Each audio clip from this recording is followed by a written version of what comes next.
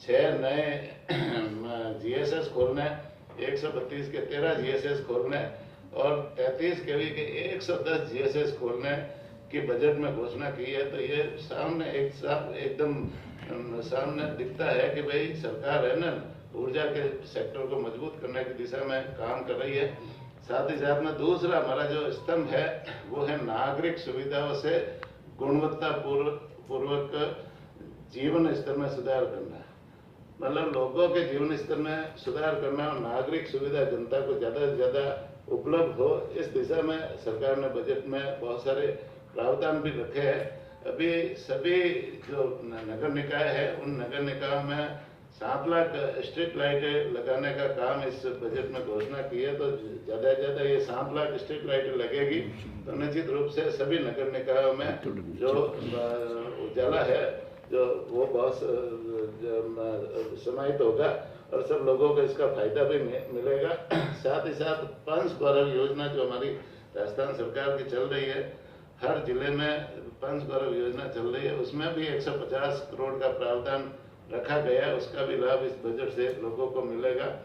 तीसरी हमारी जो है स्तंभ है वो है औद्योगिक विकास एवं निवेश को प्रोत्साहन। और औद्योगिक विकास और निवेश को प्रोत्साहन देने के लिए माननीय मुख्यमंत्री जी हमेशा शुरू से ही मतलब सतर्क है और राजस्थान को औद्योगिक क्षेत्र में विकसित करने के लिए जो राइजिंग राजस्थान का कार्यक्रम चलाया और 2 बार कार्यक्रम राइजिंग राजस्थान के कार्यक्रम हुए और प्रवासी सम्मेलन भी इस बार रखा और अभी आने वाले समय में हर साल ये प्रवासी सम्मेलन भी रखेंगे। प्रवासियों को यह बुलाकर का राजस्थान में ज़्यादा से ज़्यादा उद्योग लगे, यहाँ शिक्षा चिकित्सा और अन्य क्षेत्रों में भी उनका योगदान मिलता रहे, इस दिशा में सरकार काम कर रही है। और जो राइजिंग राजस्थान के तहत MOU हुए उनको भी धरातल पर उतारने का काम कर रही है। प्रवासियों के लिए अलग से एक विभाग खोलने की जो घोषणा की थी वो विभाग भी राजस्थान सरकार ने खोला है। साथ ही साथ एकल खिड़की भी खोली है जिससे प्रवासियों को पर्याप्त मात्रा में सुविधा मिले, उनकी समस्याओं का समाधान भी प्रॉपर तरीके से हो। साथ ही साथ में जो MOU हुए हैं उनको भूमि आवंटन के संबंध में अलग से विभाग और खिड़की खोल करके उनको जल्दी से जल्दी भूमि आवंटन की सरकार कार्रवाई कर रही है। उनको किसी तरह की असुविधा न हो, इस दिशा में काम कर रही है।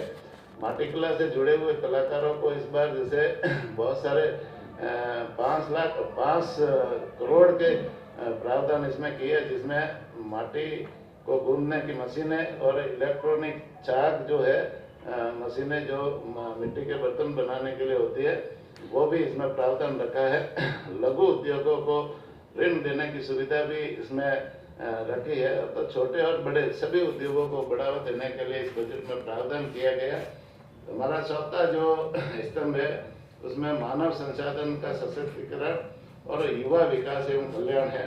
तो निश्चित रूप से मानव के कल्याण के लिए और युवाओं के विकास के लिए विशेष रूप से हमारी सरकार सतर्क है। इस दिशा में बजट में बहुत सारे प्रावधान किए हैं। सरकार ने पहले ही बजट में ये घोषणा की थी कि हम युवाओं को मजबूत करेंगे, युवाओं को सरकारी नौकरियां भी देंगे और 4 लाख सरकारी नौकरियां देने की घोषणा